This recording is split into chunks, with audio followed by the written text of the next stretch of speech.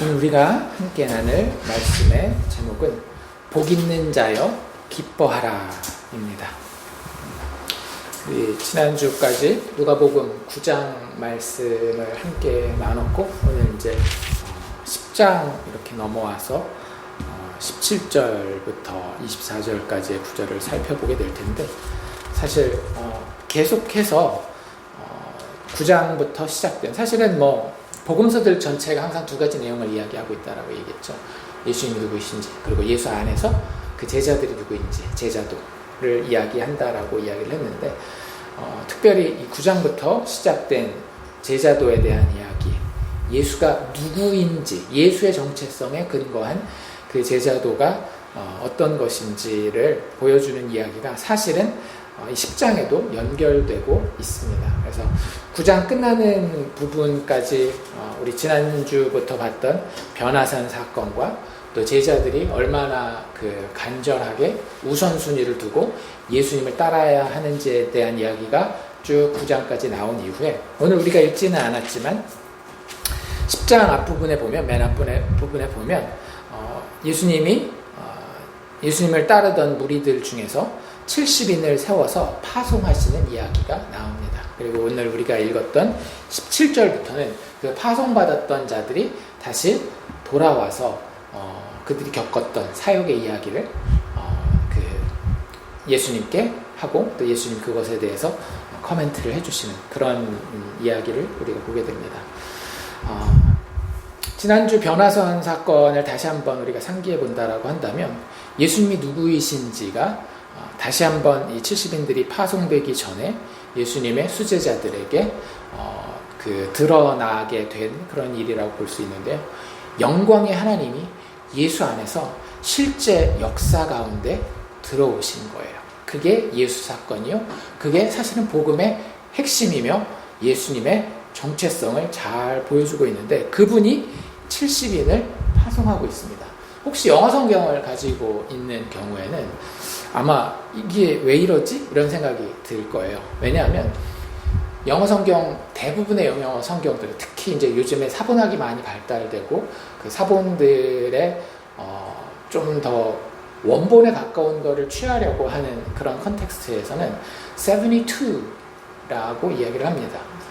그래서 지금 한글 성경 같은 경우는 NASB라든지 킹제임스라든지 이런 것들이 따랐던 그런 방식을 따른 거고 그 사본들을 따른 거고 ESV라든지 NIV라든지 이런 그 번역본들은 또 다른 조금 더 오래된 사본들이 72, 72인이라는 표현을 쓰고 있고 그리고 이건 그냥 팁으로 알고 있으면 성경 번역을 할 때 사본학에서 우리는 항상 오리지널 카피가 뭐였는지를 쫓아가려고 하는 것이 사본학이거든요.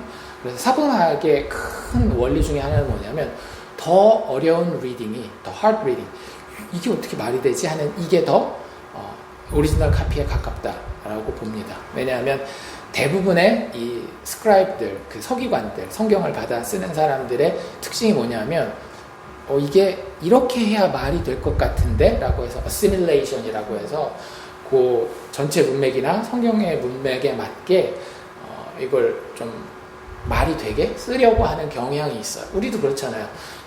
친구가 필기해놓은 거 내가 갖다 쓰고 있는데 이 친구가 쓴 게 내가 알고 있는 거랑 조금 다르면 잘못 썼겠지, 선생님이 불러준 거 잘못 받았었겠지 해서 고쳐 쓰는 것처럼 그런 식으로 사본학에서도 원본을 가릴 때에 조금 더 어려운 리딩이, 어려운 그 본문이 원본이지 않겠나라는 그런 대원칙을 가지고 있습니다. 그래서 72라고 이야기를 하는데 어쨌든 70인이 됐건 72인이 되었건 그 숫자는 좀 상징적이라고 보는 경우가 굉장히 많이 있어요. 그냥 진짜 어쩌다 보니까 70인일 수도 있어요. 70인이나 72인일 수 있는데 그런데 사실 하나님의 계획에는, 하나님의 역사에는 우연은 없다라고 한다면 70이라는 숫자 혹은 72라는 숫자의 근원을 찾는데 만약에 70이라고 한다면 모세를 도와서 이스라엘 백성을 다스리고자 했던 70 장로들, 모세와 함께 하나님을 만나러 시내산에 같이 올라가려고 했던 그 인원들이라든지 모세가 하나님 앞에 너무 힘들다라고 얘기했을 때 70인의 장로를 세워주시는 그런 의미에서의 70인을 볼 수도 있고 더 사실은 많은 성경학자들이 가는 부분은 어딘가 하면 창세기 10장입니다. 창세기 10장에 넘어가면 노아 이후에 노아의 세 아들에게서 나오는 그 각 나라들의 근원들에 대한 이야기가 나와요. 그래서 우리가 바벨탑 이전이잖아요. 그렇죠? 노아 홍수 이후에 이 세 아들에게서 나오는 인원이 어떻게 읽느냐에 따라서 70인이 되기도 하고 72인이 되기도 합니다. 그래서 대부분의 히브리 사본 같은 경우는 70을 거기 있는 사람들의 숫자를 쭉 세면 70인이 되고요. 그 히브리어 구약을 번역해 놓은 걸 우리가 70인경이라고 얘기를 하잖아요. 그 70인경에는 헬라어 구약본이죠. 헬라어 구약본에는 72인으로 되어 있습니다. 72인으로 되어 있습니다. 그래서 그런 것들을 봤을 때 여기서 70인이라고 하는 것은 그 창세기 10장에 나와 있는 그 이름들은 그 당시에 모든 나라들을 대표하는 이름들이거든요. 그래서 온 세상 모든 민족 만방을 상징하는 숫자로 봐요. 그래서 여기 나와 있는 70인이 파송받았다라고 하는 것은 복음을 가지고 하나님의 증인들이, 하나님의 제자들이 모든 사람에게, 온 세상에게 파송된 것을 상징한다라고 70이라고 읽는 사람들도 72라고 읽는 사람들도 다 같은 해석을 합니다. 그래서 하나님이신 예수께서 그 구원의 이야기, 하나님 나라의 확장을 이스라엘에게만 국한하지 아니하고 온 세상을 향하여 동시에 선포하고 있는 그런 장면을 누가가 보여주고 있는 거예요. 그래서 이 누가복음의 특징 중에 하나는 뭐라 그랬어요?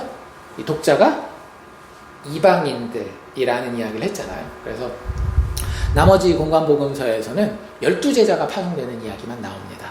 근데 누가복음에는 12제자 파송되는 이야기가 이미 이 앞에 나왔었어요. 그리고 나서 12제자는 누구를 향해서 파송됐죠? 이스라엘의 12지파를 향해서 파송되고 그것을 상징하는 거예요. 그리고 누가복음 거기에 추가로 어떤 이야기까지 더하고 있는가 하면 70인 혹은 72인이라고 하는 온 세상 모든 만방 모든 나라를 향해서 이제는 더 이상 혈통적인 이스라엘로 하나님의 구원을 제한하시는 것이 아니라 하나님을 믿겠다라고 하는 모든 인류를 향해서 하나님의 복음이 흘러넘치는 이야기를 예수님 때부터 보여주고 있는 것이 누가의 묘사의 특징이라고 보면 좋을 것 같습니다. 그래서 그런 배경 하에 우리가 오늘 17장으로 넘어가면 되고요. 하나만 더 우리가 요 70인 이야기, 70인이라고 오늘은 우리가 이야기를 하겠습니다. 한글 성경을 가지고 하니까 이 70인 이야기에서 우리가 또 하나 깨달을 수 있는 것은 무엇인가 하면 우리가 계속 이야기하는 그 복음서의 주제를 다른 각도에서 또 한번 볼 수 있는 거예요. 예수님은 누구신가 하면 우리를 구원하실 뿐만 아니라 구원하신 자들을 보내시는 분이라고 하는 거예요. 제가 이 설교를 이번 주 준비하면서 하나님이 우리 교회를 정말 사랑하시고 말씀하려고 하시는구나라는 생각을 참 많이 했어요. 아침에 자고 일어나는 순간까지 하나님이 계속 이 부분에 대해서 생각나게 하시고 제 생각은 그래요. 하나님 나에게 말씀하셨다라는 생각이 들거든요. 그런 부분들이 이 본문에 굉장히 많이 담겨 있는 것 같아요. 하나님은 우리를 구원하실 뿐만 아니라 우리를 파송하시는 분이에요. 보내시는 분이라고 하는 거예요. 그런데 그냥 보내는 게 아니라 이 컨텍스트가 어떻게 되죠? 70인이 여기서 딸랑 떠나고 그냥 끝나는 게 아니잖아요. 빠이빠이 잘 가. 그게 아니에요. 갔다가 어떻게 해요? 다시 돌아와요. 그러니까 예수님의 정체성은 어떤 분인가 하면 우리를 구원하셔서요. 우리랑 너무 같이 있고 싶어 하셔요. 그래서 제자들이랑 밥도 같이 먹고 잠도 같이 자고 모든 걸 다 같이 하잖아요. 고기 잡는 데도 같이 가지고 이런 식으로. 그런데 거기에서 끝나는 것이 아니라 하나님의 복음의 메시지의 일을 위해서 우리를 보내셔요. 여기 보면 이 앞에 이야기에 뭐라고 이야기를 하는가 하면 참 그 불안불안한 마음을 가지고 이렇게 보내셔요. 어린 양을 이리 가운데 보내는 것과 같다 할 정도로. 그럼에도 불구하고 우리를 보내시는 분이 우리 예수님이라고 하는 거예요. 우리는 사명을 맡은 자라는 겁니다. 그래서 예수님이 보내시는 분이라면 그거에 따라서 우리의 정체성이 어떻게 결정되는 거예요? 우리는 구원받아 보내심을 받는 자라는 거예요. 그리스도인의 정체성은 거기에 있습니다. 우리가 자꾸 그런 질문 하잖아요. 왜 이제는 구원받은 자로서 천국에 가면 되는데 왜 우리를 자꾸 살게 하시는가? 왜냐하면 우리는 보냄을 받기 위해서. 우리를 보냄을 받기 위해서. 그런데 거기에 우리가 너무 막 강박관념을 가지고 죄책감이라든지 그 막 압박, 프레셔를 받을 이유는 없는 게 뭐냐면 계절이 있다라는 거예요. 예수께서 우리와 함께 하기를 원하시는 경우가 있어요. 그렇잖아요. 예수님 대부분의 시간은 제자들과 함께 하셨잖아요. 그런데 어떤 때에는 어떻게 해요? 보내시는 거예요. 보내시는 그 자리는요, 정말로 어떻게 보면 참 냉정하다 할 정도로 우리를 보내서요. 그 하나님 나라의 미션, 임무에 너무나 충실할 정도로. 되게 비인간적이네 라고 보일 정도로까지. 왜? 너희들 다니면서 인사도 하지 말라라고 얘기를 해요. 사회에서 가장 기본적인 인간관계가 뭐예요? 인사하는 거잖아요. 근데 인사도 하지 말라라고. 뭐만 막 바라보고 가라는 거예요? 하나님이 우리에게 맡기신 하나님 나라의 추수를 위해서만. 누가복음의 표현으로 얘기를 한다면 병든 자를 고치고 하나님 나라의 복음을 선포하는 것. 이것을 위해서 하나님이 우리를 보내시는 경우가 있다고 하는 거예요. 그래서 교회라고 하는 것은 그런 의미를 가지는 것 같아요. 하나님이 우리를 부르시는 장소예요. 여기서 예수와 교제하게 하고 예수의 복음이, 그의 살과 그의 피가, 그의 죽음과 부활이 얼마나 우리와 지금도 현실 가운데 함께 하시는지를 보여주시는 거예요. 이 교회라고 하는 공동체를 통해서. 그런데 그 교회 공동체에 있을 때 하나님이, 예수 그리스도께서 우리의 스승 대신 우리를 제자로 부르신 그분이 우리를 보내시는 경우가 있어요. 전체를 다 보내시기도 하고 그 중에 한두를 택하여서, 사도 바울과 바나바를 안디옥 교회가 택하여서 기도하는 가운데 보내잖아요. 그건 교회가 보낸 게 아니라 사실은 누가 보내는 건가 하면 예수께서 친히 보내시는 거예요. 그럼 교회는 어떻게 하는 거예요? 그 보냄에 같이 동참하는 거예요. 그래서 그런 것들을 보면서 전 되게 가슴이 두근두근 거렸어요. 수아를 보낸다라고 하는 것이, 지금 중국풍 없죠? 수아를 보낸다라고 하는 것이, 이 이야기가 와 똑같은 이야기구나. 우리가 교회로, 굉장히 작은 교회고 아무것도 할 수 없는 것 같고 어디 나가서 어떻게 전도를 하고 어떻게 사람들을 정말로 복음 가운데 인도해 올까? 라는 것에 대해서 고민할 수 있거든요. 개척된 모든 교회가 그 고민을 하잖아요. 왜냐하면 뭐 단지 어떤 조직의 확장을 위해서가 아니라 교회 정체성이라고 하는 게, 미션이라고 하는데, 영혼을 향해서 예수 그리스도의 복음을 전달하는 데에, 그들을 복음 가운데로 초대하는 데에 그 이유가 있기 때문에. 그런데 그게 우리가 생각하는 어떤 그런 방식으로 이루어지는 게 아니라 지금 여기 나와 있는 성경의 모습대로 이루어진다라고 하는 거죠. 예수와 함께하게 하면서 그 가운데 예수님이 보내시는 계절이 있다라고 하는 거예요. 그런데 그 계절은 어떻게 할 수 있는가 하면 예수와 계속 동행해야 할 수 있어요. 예수의 음성을 들어야 보내는지 가라는지 같이 있으라는지 그 얘기를 들을 거 아니에요. 그래서 교회가, 안디옥 교회가 사도 바울과 바나바를 보낼 때도 어떻게 해요? 금식하면서 기도하잖아요. 그래서 교회는 계속 기도하면서 예수의 음성을 들어야 하고, 그 예수는 어떤 분이시다? 우리를 구원하셔서 함께 하도록 부르실 뿐만 아니라 필요할 때 영혼들을 향해, 세상을 향해 보내시는 거예요. 그게 우리의 정체성이라고 하는 거예요. 예수의 정체성이 그것이기 때문에. 그래서 오늘 본문은 그런 정체성을 가진 자들에게 어떤 기쁨이 있는지를 설명하고 있는 부분이라고 보면 돼요. 이건 서론입니다. 여기까지는. 이런 정체성을 가지고 있을 때 그런 교회에게, 그런 사명자들에게, 그렇게 부르심을 받은 자들에게 어떤 기쁨이 있는지를 오늘 본문은 잘 설명해 주고 있습니다. 그래서 예수 믿지 않는 자들은 사실은 모르는 기쁨이겠죠.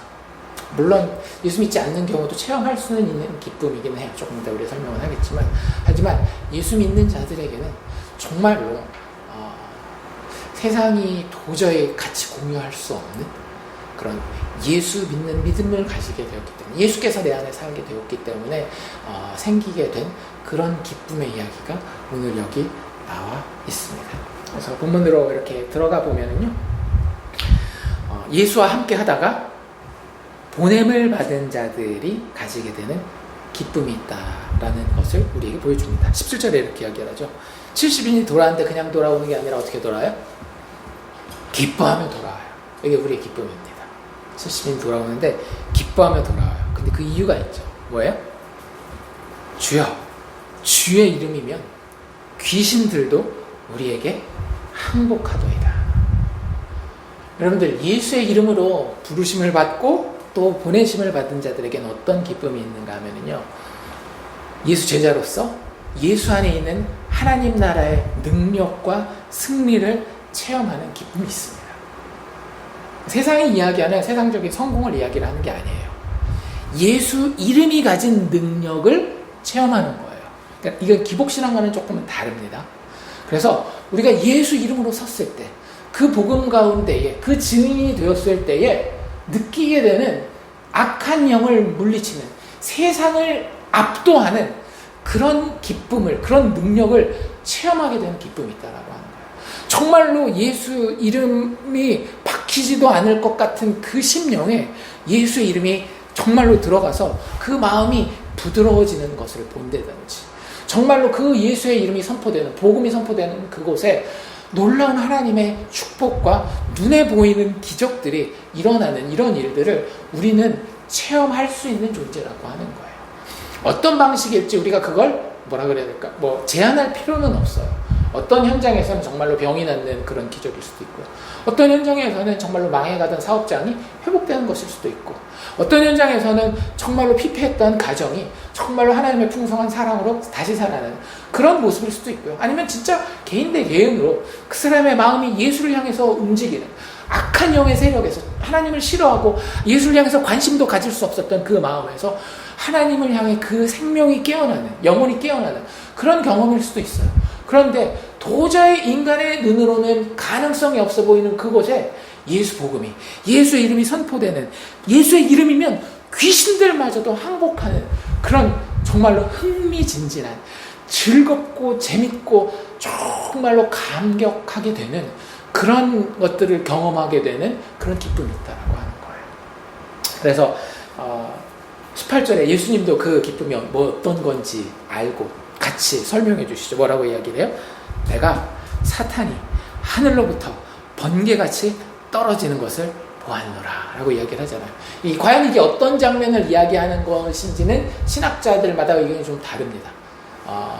하나님을 배반했던 사단이 처음 천사에서 타락할 때 떨어지는 그 장면을 이야기하는 것인지, 아니면 마지막 종말 때에 하나님께서 사단을 그 무적행 가운데 집어넣는 그 장면을 이야기를 하는 것인지, 아니면 지금 70인이 파송되었을 때에 예수의 이름으로 기적들이 일어날 때마다 사단이 패배하는 그런 장면들을 묘사하는 것인지는 아직 이렇게 정확한 컨센서스가 있기는 좀 힘든 것 같아요. 왜냐하면 우리가 모르는 부분이니까. 예수님은 보셨지만 우리는 보지 못했기 때문에. 하지만 일반적으로 우리가 가질 수 있는 생각은 처음이 되었건 마지막이 되었건 그 과정이 되었건 하나님께서 사단과의 싸움에서 압도적으로 승리하셨다라고 하는 것. 그리고 그것이 우리의 권능의 근원이 된다라고 합니다. 보냄을 받았을 때에 우리의 승리의 근거가 된다라고 하는 거죠. 아직 우리가 체험하지 못한 현장이라 할지라도, 사역의 현장이라 할지라도 그곳에는 예수님께서, 하나님 아버지께서 사단을 하늘에서 쫓아내는 그 능력의 역사가 반드시 있을 것이라고 하는 그 장면을 예수님이 영적인 그림을 통해서 우리에게 보여주고 있는 거예요. 이게 우리가 가진 기쁨입니다. 또 19절에는 뭐라고 이야기를 하고 있어요? 그래서 그렇기 때문에 우리가 우리의 힘을 가지고 우리의 계획을 가지고 나아갔을 때는 모르겠지만 예수님이 보내서 하나님의 계획 가운데 보냄을 받을 때 일어나는 일은 무엇이다? 내가 너희에게 뱀과 전갈을 밟으며 원수의 모든 능력을 제어할 권능을 가지고 나가는 모습이 된다라고 합니다. 물론 우리가 오해하면 안 되죠. 미국에 좀 뭐라 그래야 될까, 지나치게 문자적으로 성경을 이렇게 받아들이는 분들 같은 경우는 웨스트 버지니아 이런 분들이 많이 있거든요. 거기에 가면 실제 뱀을 목에다 걸고, 그래서 그 목사님이 설교하다가 사모님 돌아가시고 이런 케이스들도 있어요. 그래서 우리는 그렇게 말씀을 보기보다는 실질적으로 이미 이제 기독교의 역사가 많이 쌓였기 때문에 우리는 조금 더 지혜롭게 이 말씀을 바라볼 수 있는데, 하나님이 하나님의 사명을 끝낼 때까지는 그 사람의 생명을, 육신의 생명을 지키시는 거예요. 그리고 더 중요한 건 그 육신의 생명이 중요한 게 아니라 우리의 전인격적인 생명을, 영혼의 생명을 하나님께서는 끝까지 놓지 않는다라고 하는 거죠. 그리고 그 안에 내가 사는 것이 아니라 예수 그리스도께서 죽음을 이기고 부활하신 예수께서 다시 사는 것이기 때문에 그 부활의 능력으로 하나님이 맡기신 예수 그리스도께서 보내신 그 사명을 감당하게 되는 거예요. 그게 우리의 기쁨입니다. 그렇게 사역하는데, 그렇게 보내심을 받았는데 여러 가지 다른 일 가운데에 우리가 어려움이 있다 할지라도 정말로 하나님이 주신 이 권능을 다시 한번 회복하고 발견하게 된다라고 한다면 우리는 사도들이 느꼈던 이 기쁨을 우리 안에도 가질 수 있다라고 하는 겁니다. 예수의 보냄을 받은 자들은 그 나라의 사명을 권능으로 완수하게 됩니다. 세상적인 기준에 내가 누구를 향해서 부름 받은 것 같은데 저 사람이 나의 전도에도 불구하고 교회도 안 나오는 것 같고 그 마음도 꿈쩍하지 않는 것 같다? 아니, 그건 내 생각이지. 하나님이 나를 그런 사람에게 보냈을 때에는 하나님이 그 가운데에서도 이루실 일이 있는 거예요. 하나님의 계획은 나를 보내실 때 반드시 성공할 것을 알고 그 성공을 전제하고 하나님의 권능과 권위를 가지고 나를 그 자리에 보낸 것이기 때문에 우리는 그 자리에서도 인간적으로는 실망할 수 있어요. 인간적으로는 내 눈에 보이는 것만 나는 보이기 때문에.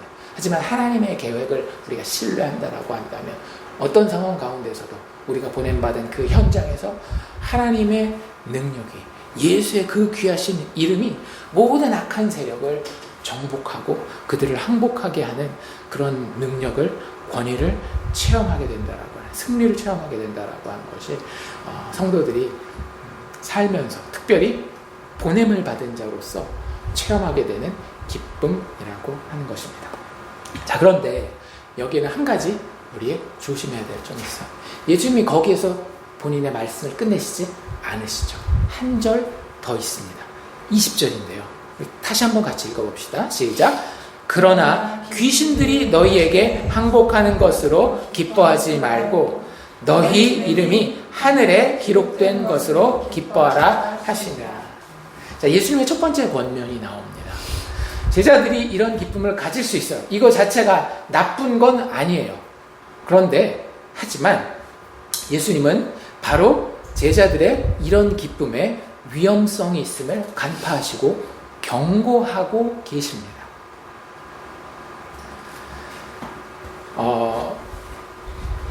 마틴 로이드 존스 목사님 같은 경우는 이 앞에 나와 있던 그 18절의 표현 있잖아요. 사탄이 하늘로부터 번개같이 떨어지는 것을 내가 보았노라 에서부터 사실은 그 경고가 시작되었다라고 이야기를 해요. 어느 정도 합리적인 해석인 것 같습니다. 그게 무슨 얘기냐면 사탄이 누구였어요? 사탄은 처음부터 사탄이 아니었단 말이에요. 하나님의 가장 영광스러운, 하나님의 가장 큰 영광을, 가장 그 위대한 권능을 가장 옆에서 깊게 체험한 자가 바로 사탄이었단 말이죠. 그런데 그가 어떠했을 때 거기에 취해서 그걸 자기가 하나님과 나눴잖아요. 그 영광을 자기가 하나님과 나눴잖아요. 그때 어떤 일이 벌어져요? 사탄이 하늘로부터 번개같이 떨어지는, 하나님으로부터 심판받는 그런 일이 일어나잖아요. 그래서 여기서부터 사실은 예수님의 경고가 시작되었다라고 보는 학자들도, 설교자들도 있습니다. 그런데 그렇지 않나요? 많은 목회자들이 많은 사역자들이 언제 넘어지죠? 그들이 정말로 안타깝고 힘들어하고 이럴 때는 오히려 더 매달리고 붙들고 눈물을 흘리고 기도하고 이래요. 그런데 어떨 때? 내 눈에 보기에 그 영광과 권위가 드러날 때, 그리고 나도 그것의 일부가 되어서 진짜 열심히 사역하는 것 같을 그럴 때에 이런 넘어지는 일들, 보냄을 받은 자로서 그 보내심에 충실하는 것이 아니라 나 스스로의 어떤 그 만족, 감격 이런 것에 빠지기 쉽다라고 하는 것을 우리가 예수님의 이 커멘트를 통해서 알게 되어집니다. 그래서 방금 얘기했던 사탄이 하늘로부터 번개같이 떨어지는 것을 내가 보았노라라고 하는 것은 어떻게 보면 중의적인 의미를 가질 수 있다라고 볼 수 있는 것 같아요. 하나님 나라의 승리의 선언임에도 불구하고 동시에 하나님의 보내심을 받은 자들이 가질 수 있는 교만에 대한 경고일 수 있다라고 하는 사실을 우리가 좀 기억하면 좋을 것 같습니다. 우리가 보냄을 받은 자로서 아예 진짜 막 아무렇지도 않게 그냥 세상 사람들과 똑같이 생활하는 경우는 제외하고, 우리가 보냄을 받았다라는 것을 아는 상태에서 신앙생활을 할 때에 우리가 가질 수 있는 잘못된 어떤 치명적인 경향성이 있는데, 그것은 무엇인 것인가 하면 우리의 어떤 영적인 핵심, 하나님의 진리 자체가 아닌 우리의 기쁨 자체에, 우리의 경험을 통한 감정적인 기쁨 자체에 우리의 무게추를 많이 두는 경우가 있는데, 이것이 바로 그러한 장면인 것 같습니다. 하나님의 은혜를 알아요. 모르는 게 아니에요. 그래서 그 하나님의 은혜를 통해서 우리가 무언가를 하게 돼요. 그게 사명일 수도 있고요. 심지어는 어떤 도덕적인 성취일 수도 있어요. 이 삶에서의 굉장히 그 깨끗한 삶, 부지런히 열심히 잘 사는 삶, 혹은 아까 얘기했던 사역의 현장에서의 열매 맺는, 세상 사람들이 이야기하는 어떤 눈에 보이는 가시적인 그런 결과물들이 있는 그런 것들을 무언가를 성공하고 성취할 수 있다라는 것을 체험하게 됩니다. 하나님의 은혜 때문에. 그런데 그것이 우리에게 지나치게 큰 기쁨이 되는 경향이 있다라고 하는 거죠. 그래서 근원이 아닌 현상을 기뻐하게 되는, 생명 자체가 아닌 그 생명에서 파생되는 부산물에 집중하게 되는, 우리의 내적인 문제가 아닌 단지 눈에 보이는 현상에만 집중하게 되는 잘못된 영적 방향성을 가지게 되는 그런 경향이 우리들에게, 우리가 아직 죄인이고 부족하기 때문에 있을 수 있다라고 하는 사실을 예수님의 경고를 통해서 보게 되어집니다. 귀신들이 우리에게 항복하는 거 얼마나 기뻐요. 귀신들이 항복한다라고 하는 표현은 우리에게 좀 먼 표현일 수 있겠지만, 아까도 얘기한 것처럼 내가 누구에게 복음을 전했는데 그 사람이 막 듣는 것 같아요. 그리고 그 사람의 삶이 막 살아나는 것 같아요. 진짜 막 미칠 것 같거든요. 제가 가리산에 있을 때 근수 집사님이라든지 이런 분들이 정말로 복음을 받아들이고 살아나는 걸 보면 서원하지 않을 수 없을 정도. 평생 하나님의 전도자가 되겠습니다라고 서원하지 않으면 안 될 정도로 그 마음 가운데 감격이 있는 건 사실이에요. 그런데 인간의 잘못된 습성은 그게 진짜 마약 같아가지고요. 그걸 어떻게 하면 계속 재현할 수 있을까? 그게 됐을 때는 너무너무나 기쁜데요. 그게 내 눈에 그런 현상으로 똑같이 드러나지 않을 때는 어떤 일이 벌어지는가 하면 지나치게 낙심하게 돼요. 그런데 아까도 말씀드렸잖아요. 하나님은 인간의 심판 가운데서도 하나님이 이루실 영광이 있어요. 그건 내가 결정할 게 아니에요. 하나님이 결정하는 것이기 때문에, 하나님은 과연 그 자리에 나를 심판을 위해 보내셨는지 구원을 위해 보내셨는지 나는 아직 보이지 않아요. 그게 구원처럼 보이지만 마지막에 심판의 이야기로 결말 맺힐 수도 있는 거고요. 내가 있는 동안에는 심판의 이야기처럼 보였지만 마지막에 천국 가서 봤더니 그것은 결국에 구원의 이야기였는지, 그건 내 눈으로는 알 수 없는 거예요. 그런데 우리가 자꾸 방금 이야기한 것처럼 근원이 아닌 하나님의 영광, 예수 그리스도의 대속적인 죽음과 부활, 그것으로 인한 자격 없는 죄인들의 구원, 이런 진리에 두지 아니하고 내가 눈으로 확인할 수 있는, 그리고 감정적으로 느낄 수 있는 이런 것들에 우리의 기쁨의 근원을 두면요, 우리가 자꾸 영적인 부침이 일어나고 떨어진 영적인 부침이 굉장히 심하게 일어납니다. 하나님 우리에게 그것을 원하시지는 않아요. 하나님 우리에게 늘 꿋꿋하고 든든하기를 원하시거든요. 늘 담대하기를 원하셔요. 그런데 그것은 우리가 경험할 수 있는 것에서 오는 게 아니에요. 그럼 우리는 그걸 믿음으로 부르지 않잖아요. 우리는 예수 그리스도의 죽음과 부활을 통해 이미 선포되어진 하나님의 구원하시는 진리에 우리의 기쁨의 근원을 두어야 한다라고 하는 것입니다. 구원 자체보다 그것으로 인한 이익을 더 기뻐하게 되는 경우를 우리는 우리 스스로에게서, 우리 주변에서 참 많이 보게 되어집니다.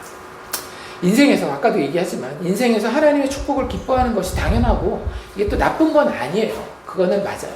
그런데 잘못하면 거기에만 마음을 두게 되는 기복신앙에 빠지거나, 아니면 영적인 부침이 지나치게 심한 약한 믿음 가운데에만 우리가 거할 수 있기 때문에 이 부분에 대해서 주의할 필요가 있고요. 예수님은 우리를 거기에만 두시지 않습니다. 그래서 우리가 무엇을 기뻐해야 되는지를 정확하게 이야기해 주시죠. 뭘 기뻐하래요? 너희의 이름이 하늘에 기록된 것으로 기뻐하라. 예수를 구원자와 주인으로 알아서 그분을 사랑하고 신뢰하게 되었어요. 게다가 하나님이 아직도 내 목숨을 거두시지 아니하고 그분에 의해서 직접 보내심을 받은 그 보내심에 그리고 순종하게 된, 내가 내 목숨을 스스로 버리지 않잖아요. 왜? 나를 보내셨으니까 에이 나 돌아갈래요. 그러지 않는 거예요. 보내신 그 보내심에 내가 순종하고 있는 거예요. 살아있는 것만으로도. 그리고 그 살아있는 현장에 민감하게 예수 음성을 들으려고 하는 것이 보내심을 정말로 순종함으로 받고 있는 거예요. 내가 그런 보내심에 순종하는 구원받은 자가 된 이 사실, 그걸 기뻐하라는 거예요. 다시 한번 정리해줘. 좀 길어요. 우리가 기뻐해야 될 건 뭐냐? 여기 나와 있는 표현들은 너희 이름이 하늘에 기록된 것으로 기뻐하라. 이걸 다른 말로 우리가 지금까지 쭉 들었던 누가복음의 이야기로 정리해서 조금 신학적으로 이야기를 서술을 한다라고 한다면, 예수를 구원자와 주인으로 알아서 그분을 사랑하고 신뢰하여 그분의 보내심에 순종하는 구원받은 자가 된 것, 그거 기뻐하라는 거예요. 이걸 다 포함한 겁니다. 단지 구원받은 것이 아니라 아까도 이야기했지만 이게 어떤 컨텍스트에서 나온다라고요? 보내심을 받은 그 컨텍스트에서 나오잖아요. 내 하늘의 이름이 기록되면 자동적으로 나는 어떤 사람이 되는 거예요? 부르심을 받았을 뿐만 아니라 보내심을 받은 자가 되는 거거든요. 그러니까 그분을 사랑하고 신뢰해서 그분과 거하지만 그분이 보내실 때는 어떻게 하는 거예요? 순종하여서 신실하게 보냄을 받은 자로서 순종하게 되는 거예요. 그런 구원의 사람이 된 것을 기뻐하게 된다라고 하는 거죠. 이 기쁨이 훨씬 더 큰 기쁨이에요. 왜냐하면 아까 우리가 이야기했던 사역을 통해서 뭔가 이 일이 이루어지는 것을 통해 얻는 기쁨은 심지어는 믿지 않는 사람들도 가질 수 있는 기쁨입니다. 가장 대표적인 예는 누구예요? 가룟 유다죠. 그런 생각 안 해봤어요? 이 앞에 누가복음 앞부분에 12제자 파송하는 부분이 9장 1절에 나오잖아요. 거기 12제자의 가룟 유다가 빠졌다는 얘기가 없잖아요. 그리고 그들이 그 사역을 할 때에 하나님 미리 다 꿰뚫어보고, 저놈은 날 배신하는 놈이니까 가서 내 이름으로 귀신을 쫓으면 귀신들이 얼레리 꼴레리 하고 놀리도록 내가 그렇게 해야지? 그렇게 나온 흔적이 하나도 없어요. 그냥 이 문맥상 자연스럽게 이 문맥을 읽는 방법은 뭐냐면 12제자, 가룟 유다를 포함한 12제자가 다 나가서 다 예수의 이름으로 귀신들을 항복시킨 거예요. 가룟 유다도 마음이 어땠겠어요? 두근두근했겠죠. 예수님을 자신의 구원자와 주인으로 모시지 않았지만 이런 기쁨을 가질 수 있었던 거예요. 그런데 그 기쁨은 결국에 돈을 향한 욕심에 넘어지고 무너질 수밖에 없었잖아요. 그 기쁨은 우리를 구원하지 못합니다. 그 기쁨은 우리가 구원받았다라는 증거도 아니에요. 그렇게 쓰임받을 수는 있다니까요. 하지만 그 기쁨 우리 가질 수는 있지만 우리가 궁극적으로 신뢰하고 마지막에 놓치지 말아야 할 한 가지 기쁨일 수는 없다는 거예요. 우리가 정말로 가져야 되는 기쁨은 어떤 기쁨이냐? 나의 이름이 하늘에 기록된 것으로. 그래서 내가 그분을 구원자요 주인으로 인정할 뿐만 아니라 그분을 통해서 보냄받은 것에 기뻐하는 마음으로 순종하게 된 자 됐다라고 하는 거예요. 그분을 사랑하고 신뢰하는 믿음에 구원받은 사람이 됐다라고 하는 이것이 우리의 진짜 기뻐해야 할 기쁨의 제목이라고 하는 거죠. 내가 그럴 자격이 안 된다라는데 더 큰 기쁨의 이 스프링보드가 있는 거예요. 죄사함을 받아서 하나님 앞에 의롭다고 인정함을 받은 거예요. 요한계시록 20장에 나와 있는 생명책에 그 이름이 기록된 자가 되었다라고 하는 거예요. 참 재밌는 건 뭐냐면 여기 나와 있는 하늘에 기록돼이라고 하는 이 표현, 이 동사 표현이 수동태라고 하는 거죠. 내가 가서 자, 너 잘했으면 네 이름 칠판에다 써. 그게 아니에요. 내가 아무 자격이 없을 때에 하나님이 내 이름을 거기에 써준 거예요. 요한계시록 12장 한번 볼까요? 요한계시록 20장 15절인데요. 12절, 15절인데 거기 이런 이야기가 나와 있죠. 요한계시록 20장 12절에 보면 또 내가 보니 죽은 자들이 큰 자나 작은 자나 그 보좌 앞에 서 있는데 책들이 펴 있고 또 다른 책이 펴 있으니 곧 생명책이라. 죽은 자들이 자기 행위를 따라 책들에 기록된 대로 심판을 받는데 심판받지 않는 사람들이 있다라는 거죠. 15절에 뭐라고 돼 있어요? 누구든지 생명책에 기록되지 못한 자는 불못에 던져지더라. 거꾸로 얘기하면 무슨 얘기예요? 생명책에 기록된 자들은 하나님의 심판을 면하고 하나님의 영광스러운 나라에 동참하게 된 자들이 되었다라고 하는 거죠. 그래서 이게 참 재밌는 표현이에요. 요한계시록의 이 표현이 보면 두 종류의 책이 있어요. 한 종류의 책은 뭐예요? 책이 여러 권이 있죠. 그 책에는 뭐가 써 있어요? 그들이 행한 바가 막 써 있습니다. 거기에는 아마 우리의 행한 일도 쓰여 있을 거예요. 대부분 어떤 이야기들이 써 있을까요? 네, 우리의 죄인됨에 대한 이야기가 써 있을 거예요.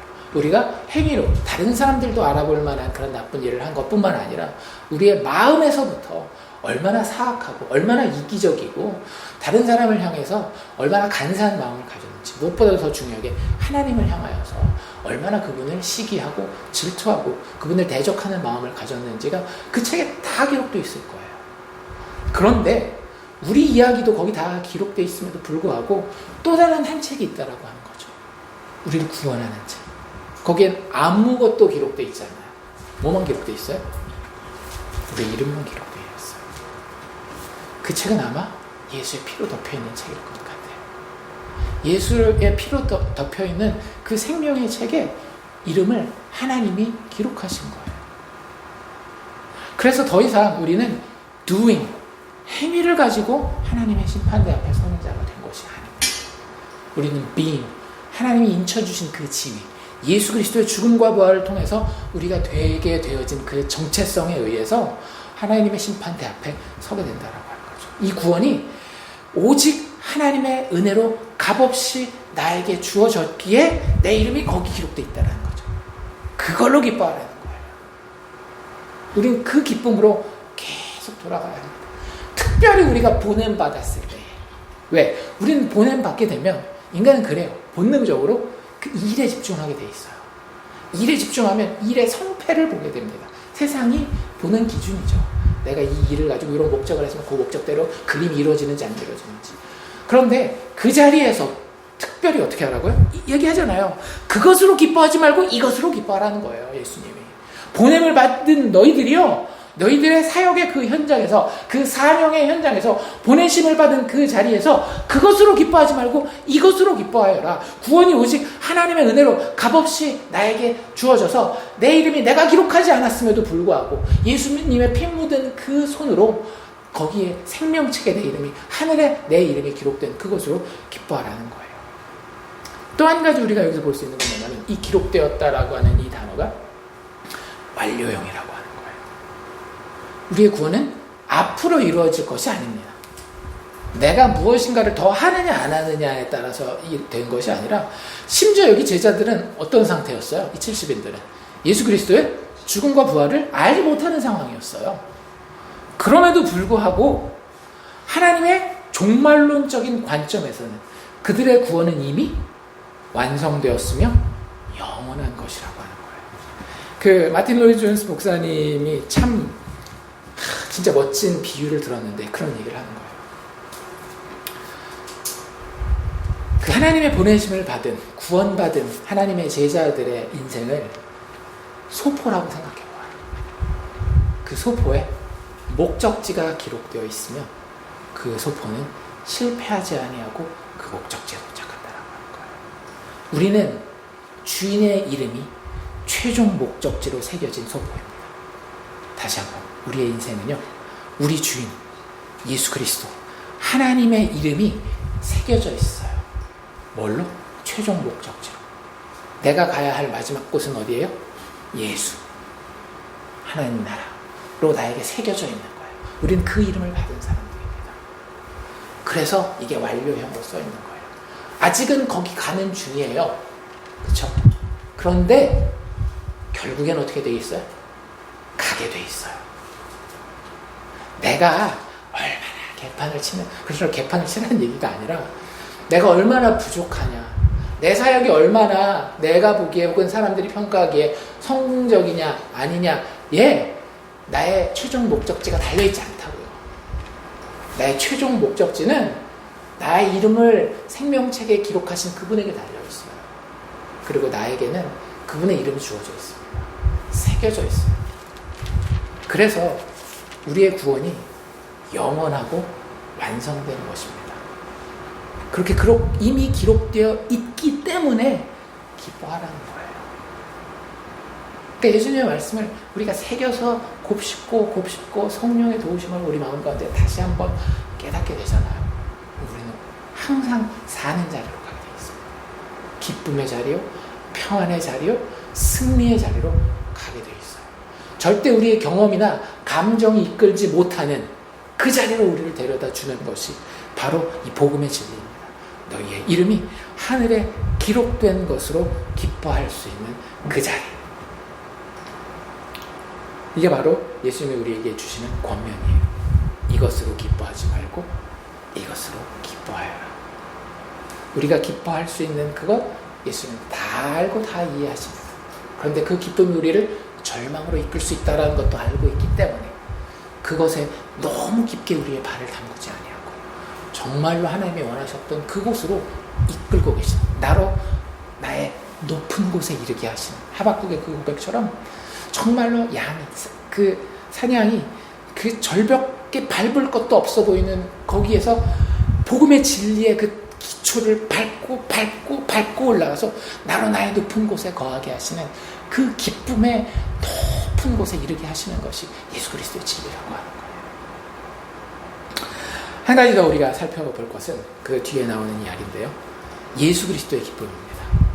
보냄을 받은 자들이 가지게 되는 기쁨의 이야기가 20절까지 나와 있다라고 한다면 이 21절에는 예수님 본인이 기뻐하시는 기쁨이 있어요.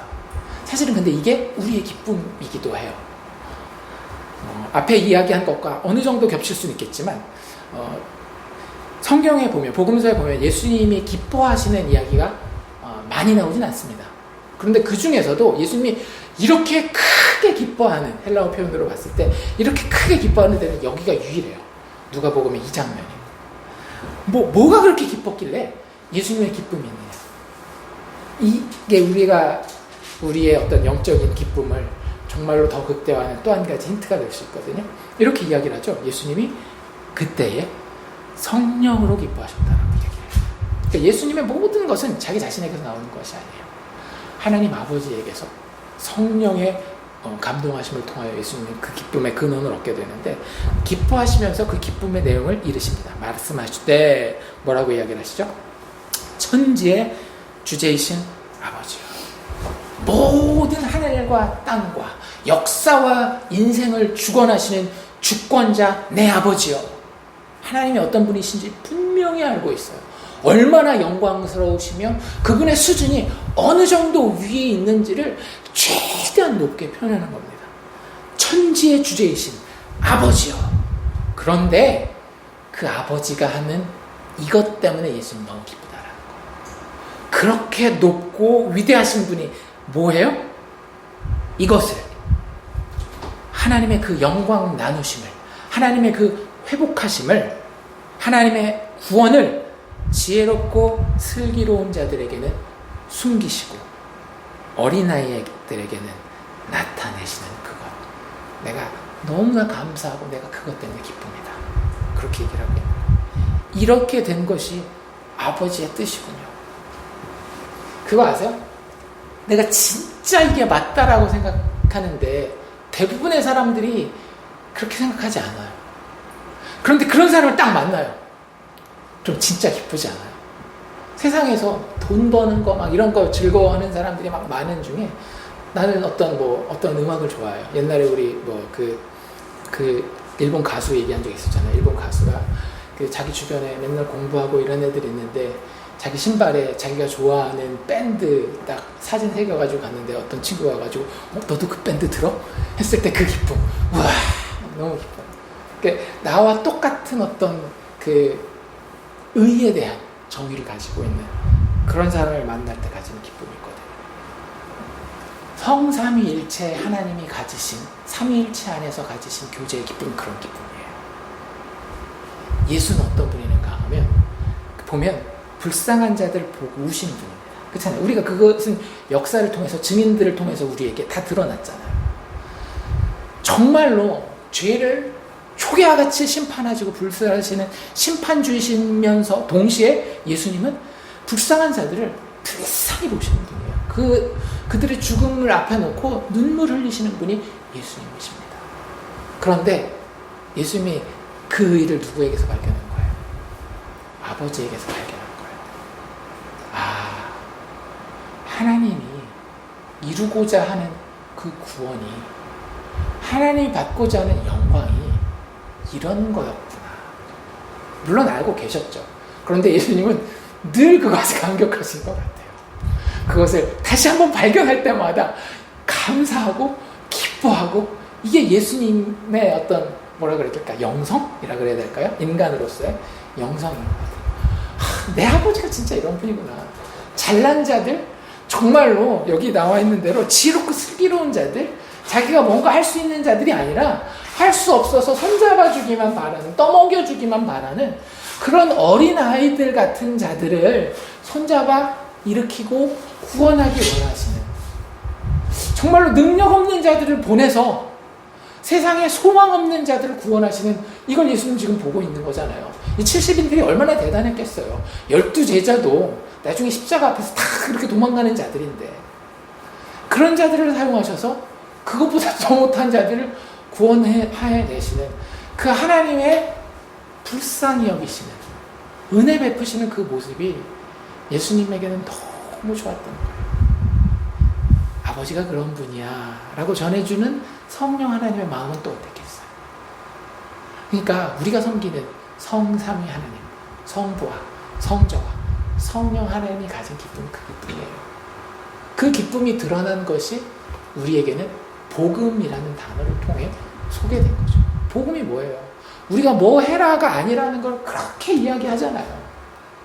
우리가 하는 것이 아니라 하나님이 우리를 불쌍히 여기셔서 모든 것을, 심지어 그분의 목숨을 바쳐서까지 다 이루셨습니다 라고 하는 것이 복음인데, 그게 아버지의 기뻐하시는 바라고요, 아들의 기뻐하시는 바라고요, 성령의 기뻐하시는 바라고요, 그렇게 하고 싶어 하신다라고요. 그게 하나님의 기쁨인 거예요. 그걸 아는 우리도 기뻐할 수밖에 없죠. 내가 죄인인 걸 아는데 하나님이 자격 없는, 회개하는 겸손한 죄인을 구원하시는 것, 성부와 성자와 성령이 모두 함께 이러한 구원을 진심으로 기뻐하신다라고 하는 것이 예수의 기쁨일 뿐만 아니라 예수께 부르심을 받고 보내심을 받은 자들의 기쁨이라고 하는 사실을 우리가 이 말씀을 통해서 다시 한번 깨닫게 됩니다. 22절에도 보면은요, 이렇게 이야기하고 있잖아요. 내 아버지께서 모든 것을 내게 주셨으니 아버지 외에 아들이 누구인지 아는 자가 없고, 아들과 또 아들의 소원대로 계시를 받은 자 외에는 아버지가 누구인지 아는 자가 없나이다. 하나님의 구원이 굉장히 주권적으로 이루어지고 있는 게 보이잖아요. 여기 뭐라고 표현하고 있더라고요? 아들의 소원대로 계시를 받은 자. 계시가 뭐라고 그랬어요? 감추었던 것이 드러나는 거예요. 우리는 절대 하나님의 구원에 대해서 알 수가 없습니다. 자격 없는 자가 구원을 받아 그걸 어떻게 생각하고 바랄 수가 있겠어요. 그런데 아들이 주권적으로 구원하기 원하는 자는 어떻게 된다라고요? 그 소원대로 계시를 받아서요 보게 된다라는 거예요. 그렇기 때문에 그것이 예수의 영광일 뿐만 아니라 그 은혜의 선택은 우리의 기쁨이 될 수도 있다라고 하는 겁니다. 예수님께서 이러한 기쁨을 표현하시고 난 이후에 두 번째 권면을 주시죠. 첫 번째 권면을 뭐였어요? 이렇게 기뻐하지 말고 이것 때문에 기뻐해라 라고 이야기하는 것이라고 한다면, 두 번째 권면은 자신의 기쁨을 묘사하고 이렇게 이야기를 하십니다. 이 구원의 성취를 보게 된 복, 이 구원의 성취를 깨닫게 된 그 특권을 알고 감사하며 기뻐하라는 거예요. 뭐라고 이야기하고 있죠? 23절 제자들을 돌아보시며 조용히 이르시되 이렇게 얘기하잖아요. 너희가 보는 것을 보는 눈은 복이 있도다. 우리 자꾸 복 받은 사람들 하면은 하나님 축복해 주셔서 사업이 성공하고 자식들이 성공하고 뭐 이런 것들을 생각하기 쉽잖아요. 낮은 수준에서는 건강하고 뭐 이런 것들. 근데 복은 이런 거라는 거예요. 이게 보이는 거. 이게 보이는 게 복이라는 거예요. 내가 너희에게 말하노니 많은 선지자와 임금이 너희가 보는 바를 보고자 하였으되 봤다 못 봤다? 못 봤잖아요. 구약의 그 많은 믿음의 위인들이 이 실체를 보지 못했어요. 너희가 듣는 바를 듣고자 하였을 때 듣지 못하였느니라. 그런데 우리는 어때요? 하나님의 말씀을 통해서 증인들의 그 증언을 통해서 이 예수의 이야기를, 예수의 음성을 듣고 보고 있습니다. 내 능력으로 되지 않는 것인데 그렇게 돼요. 얼마나 복 받은 거예요. 얼마나 큰 특권입니까? 우리는 복 있는 자요, 특권을 소유한 자들이라는 거예요.